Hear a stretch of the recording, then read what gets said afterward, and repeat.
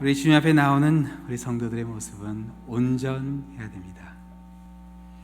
온전치 못한 부족한 성도가 되어서는 안 되겠죠. 과연 이 온전하다 하는 게 과연 어떤 것인가? 우리 에베소서의 말씀을 통해서 우리 한번 같이 보았으면 합니다. 정말 하나님께서 기뻐하시는 그러한 모습, 우리 말씀을 통해 함께 도전받는 그런 시간이 되겠습니다. 우리 자부님이 한번 인사하시겠는데요, 온전한 성도가 됩시다 하고 인사해 주시기 바랍니다. 우리 온전한 성도가 되시기를 우리 주님의 이름으로 축원합니다. 기도하겠습니다. 사랑의 하나님 아버지, 저희들 주님 앞에 나올 때 부족한 성도가 아니라 우리 온전한 성도가 될 수 있도록 아버지께서 역사하여 주시고, 이 아침 성령을 통해 주의 음성을 우리에게 들려주시옵소서. 말씀을 전한 자와 듣는 자가 함께 은혜되게 하여 주시며, 이 모든 말씀 예수 그리스도의 이름으로 기도드립니다. 아멘. 우리 내년이 종교개혁 500주년이 됩니다. 마틴 루터가 정말 교회를 새롭게 하기 위해서 생명을 걸고 교회 개혁을 외쳤던 그 시간으로부터 벌써 500년이라는 시간이 지나갔어요. 지금 한국교회는요, 우리가 무엇을 어떻게 개혁해야 될 것인가, 이걸 놓고 기도하고 있습니다. 무엇을 어떻게 개혁해야 될 것인가. 뭐 유행을 따라 바뀌는 게 아니라 정말 우리가 바뀌어야 할 게 있다면 그걸 놓고 기도하는 그런 시간이 되었으면 하는 그런 바람에서 이런 기도 제목을 놓고 기도하고 있습니다. 사실 우리 교단에 있는 한국 교회들도요, 내년에 한국에 있는 교회들하고 같이 그런 기도를 하기 위해서 총회를 한국에서 계획하고 있습니다. 사실 이런 위기의식은요, 지금 우리나라 교회가 갖고 있는 그 문제들을 보기 때문에 그렇습니다. 사람들은 뭐 대형 교회가 문제다, 뭐 그렇게 쉽게 말은 하지만 뭐 교회 크기 때문에 그런 문제가 일어나는 것 같지는 않습니다. 일반적으로 성도들의 신앙이 성숙해지지 못한 데서 오는 문제라 그렇게 많이 보고 있습니다. 성숙해지지 못할 때 이 교회는요, 크고 작고를 떠나서 이 문제를 일으키게 됩니다. 문제를 해결해야 될 교회가 문제가 되어버리는 그런 안타까운 일이 일어나 버리게 돼요. 그러나 교회들 중에는요, 사실 이 성숙을 이야기할 만한 상황조차 안 되는 경우도 있어요. 그래서 사도 바울이 사역했던 고린도 교회가 그랬는데요, 고린도전서 3장에 보면 사도 바울이 고린도 교회에 이렇게 권고했습니다. 형제들아, 내가 신령한 자들의 대함같이 너희에게 말할 수 없어서 육신에 속한 자 곧 그리스도 안에서 어린아이들을 대함같이 하노라. 내가 너희를 젖으로 먹이고 밥으로 아니하였노니 이는 너희가 감당하지 못하였거니와 지금도 못하리라. 고린도 교회는요, 젖을 먹을 수밖에 없는 그런 교회였어요. 사도 바울이 고린도 교회를 어린아이에 비유한 이유는 그 당시 서로 시기하고 싸우고 있었기 때문에 그랬습니다. 사실 마가복음 10장에 보면 예수님께서 하나님의 나라를 어린아이와 같이 받들라 그렇게 하셨는데, 그거는 그 어린아이의 그런 성숙하지 못한 모습이 아니라 가식이 없는 그런 순수한 마음을 칭찬하신 거였어요. 근데 어린아이들은요, 이게 성숙하지 못하기 때문에 그 순수한 마음을 얼마 유지하지를 못합니다. 쉽게 시기하고 싸우게 돼요. 한 통계에 의하니까 이렇게 코올리가 아이들이 어머니하고 싸우는 그 횟수가 1분에 한 5번 된다고 합니다. 그러니까 하루 종일 있으면 몇 번 싸우는지 알 수 있어요. 뭐 이거 하겠다면 하지 말라고, 이거 원한다 그러면 그거 안 된다고, 한 1분에 5번. 네, 참 이게 끝도 없이 아이들하고 그 전쟁을 하는 거죠. 그런데 사실 그래요.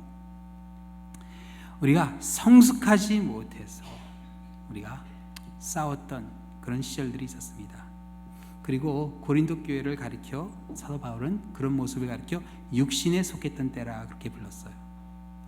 성도는요, 육신에 속한 사람이 되어서는 안 되고, 이 본문에 보면 그리스도의 장성한 분량이 충만한 그런 성숙한 성도가 되어야 된다 그렇게 이야기합니다. 자, 고린도 교회처럼 성숙을 이야기하게 할 수 없는 그런 상황조차 안 되는 교회라면 어쩔 수가 없겠지만, 성숙해야 할 교회가 성숙하지 못한다 하면 그건 정말 또 부끄러운 일이 됩니다. 그래서 히브리서 5장에 보면 바로 그런 문제를 언급하는데요. 이렇게 이야기해요. 때가 오래되었으므로 너희가 마땅히 선생이 되었을 터인데 너희가 다시 하나님의 말씀의 초보에 대하여 누구에게 가르침을 받아야 할 처지이니 단단한 음식은 못 먹고 젖이나 먹어야 할 자가 되었도다.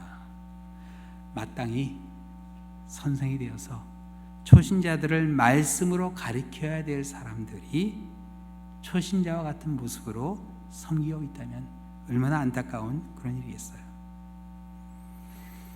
이제는 우리 이민교회가 보면 초신자 처음 시작했던 그런 시대는 지나갔습니다.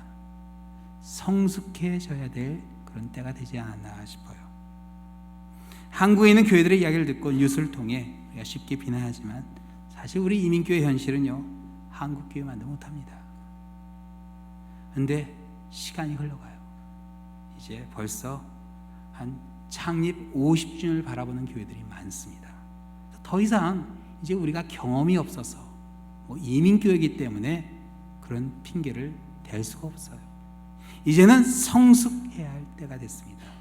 이제는 이민교회가 그리스도의 장성한 분량이 충만한 모습으로 섬겨야 할 때가 되었습니다. 과거를 생각해 보면요, 성숙하지 못했던 때 교회에 많은 문제가 있었어요. 분규가 있었고 싸움이 있었고 정말 너무 부끄러웠던 그런 모습들이 너무나 많이 있었어요. 그러나 이제는 그런 과거의 모습을 다시 되풀이하는 것이 아니라 성숙한 모습으로 섬길 수 있어야 됩니다. 우리 자매님 한번 인사하시겠어요? 성숙합시다 하고 인사해 주세요. 과연 이 성숙한 모습이 무엇인가? 어떻게 하면 우리가 그런 모습으로 섬길 수 있는 것인가? 우리 본문에 보면요, 우리가 성숙한 모습으로 섬기기 위해 그리스도의 장성한 분량이 충만한 교회가 되기 위해서 온전해져야 된다, 그렇게 이야기합니다. 따라 하시겠어요? 온전해져야 된다. 우리가 온전해져야 됩니다. 오늘 보면 12절에 나오는 단어인데요, 이 온전이라는 단어가 원어로는 카타르티조가 됩니다. 그래서 만반의 준비를 한다 하는 그런 뜻이 있어요. 그렇습니다. 우리가 성숙한 모습으로 섬기기 위해서는요, 만반의 준비를 해야 됩니다. 준비하지 않고 봉사하면요, 시험 들 수밖에 없어요. 기도하지 않고 성경을 읽지 않고 어떻게 우리가 봉사할 수 있겠습니까? 시험 듭니다. 사탄이 역사해요. 그걸 막아낼 재간이 없습니다. 준비하지 않고 그리스도의 몸을 세우기 어렵습니다. 오히려 몸이 허물어집니다. 시험에 듭니다. 우리가 만반의 준비를 해야 돼요. 우리 다음 주에 우리 가을 축제 우리 집사님들이 준비하고 있는데 아주 만반의 준비를 하시는 것 같아요. 우리 어제 아침에도 막 사운드 체크하시고 집사님들 열심히 준비하고 계신 모습이 아주 아름답습니다. 그렇죠? 어려운 이웃들을 위해서 섬기기 위한 그 준비, 그런 준비 없이 어떻게 축제를 할 수 있겠습니까? 근데 오늘 이 본문에 나온 이 온전이라는 단어를 자세히 보면요, 이게 능동형이 아니라 수동형이에요. 우리가 우리 자신을 온전하게 하는 게 아니라 하나님께서 우리를 온전하게 해 주셔야 돼요. 자, 하나님께서 우리를 어떻게 온전하게 해 주신가? 그 답이 본문 11절에 나옵니다. 한번 같이 보시겠어요? 본문 11절 같이 읽죠. 그가 어떤 사람은 사도로, 어떤 사람은 선지자로, 어떤 사람은 복음 전하는 자로, 어떤 사람은 목사와 교사로 삼으셨으니. 여기 보면 하나님께서 성령의 은사를 이야기하시는데 좀 더 구체적으로 직분을 이야기하십니다.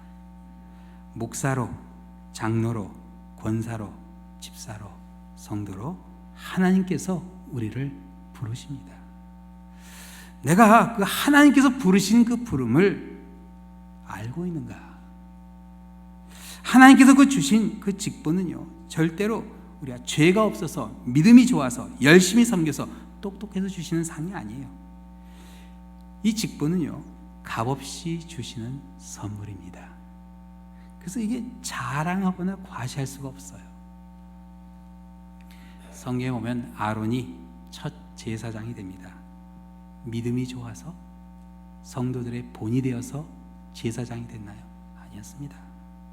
아론은요, 모세가 시내산에 올라가서 금식하며 하나님의 율법을 받기 위해서 기도할 때 금송아지 만들어서 사람들 나름 절하게 했습니다. 그 죄를 짓게 한 장본인이었어요. 아론은 죽었어야 됐습니다. 죽었어야 됐어요. 하나님은 그를 살려두십니다. 그리고 그를 제사장으로 세우세요. 아마 아론은요, 사람들이 그에게 와서 죄를 이야기할 때 얼굴을 들지 못했을 거예요. 사도 바울과 같이 죄인 중에 괴수였습니다.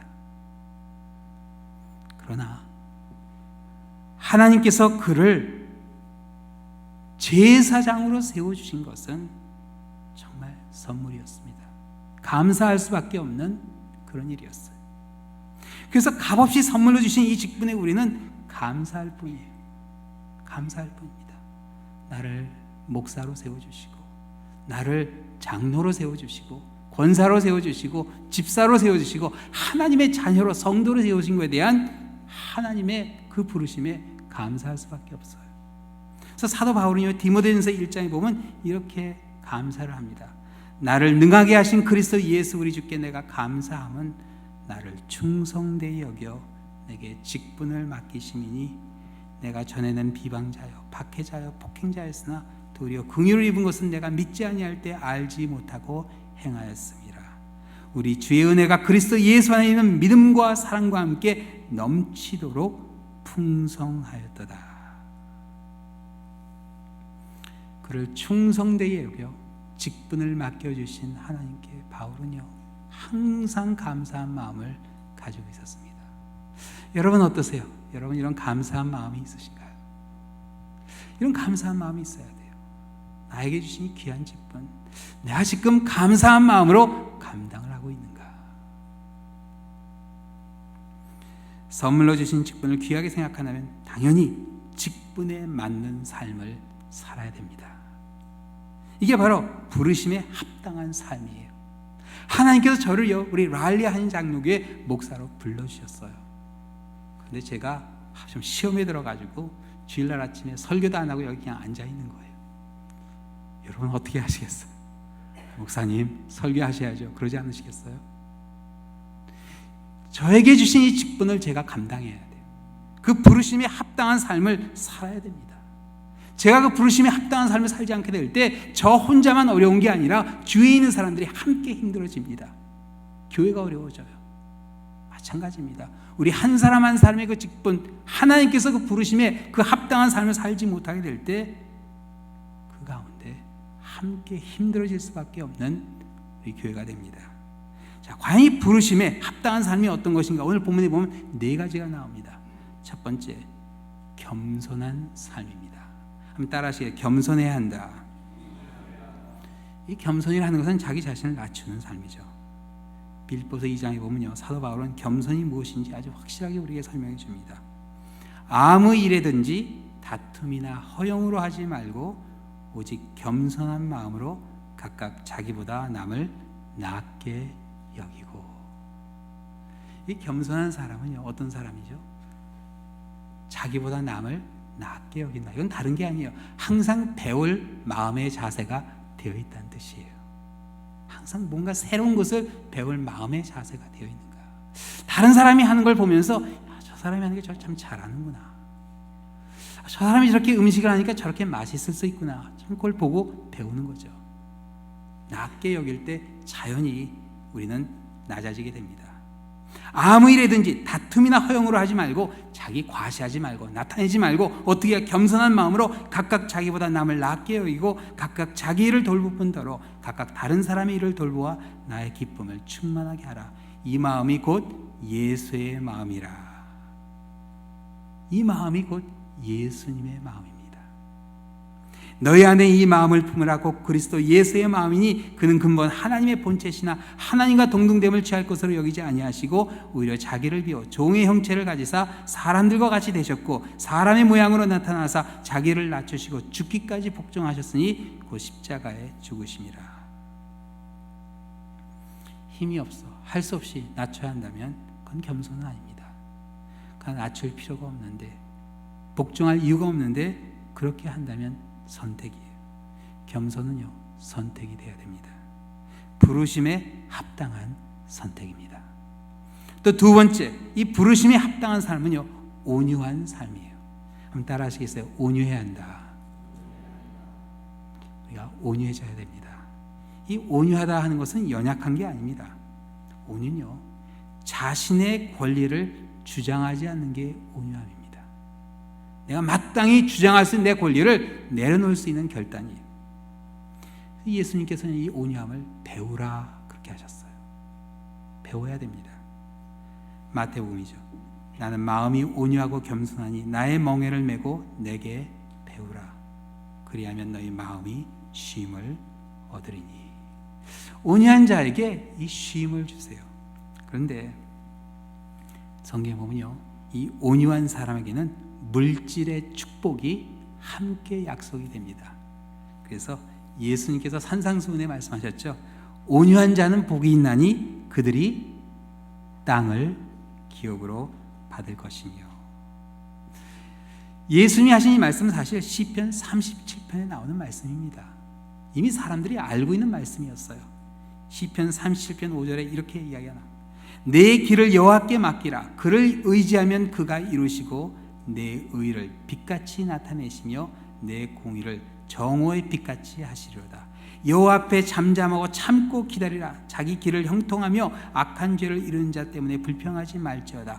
분을 그치고 노를 버리며 불평하지 말라. 오히려 악을 만들 뿐이라. 진실로 악을 행하는 자들은 끊어질 것이나 여호와를 소망하는 자들은 땅을 차지하리로다. 잠시 후에 악인이 없어지리니 내가 그것을 살필지라도 없으리로다. 그러나 온유한 자들은 땅을 차지하며 풍성한 화평으로 즐거워하리로다.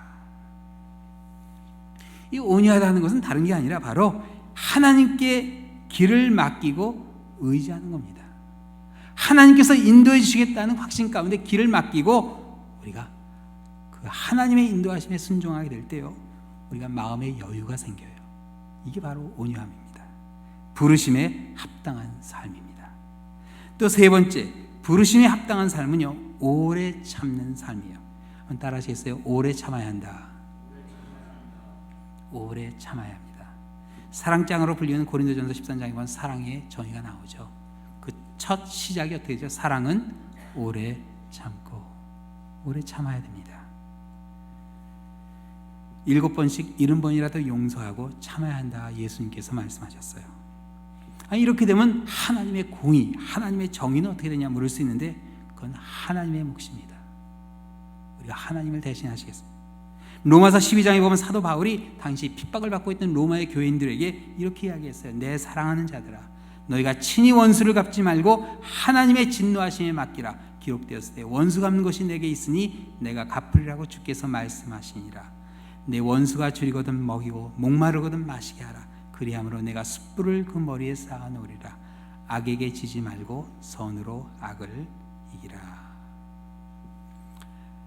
악을 이길 수 있는 선 딱 하나, 사랑밖에 없습니다.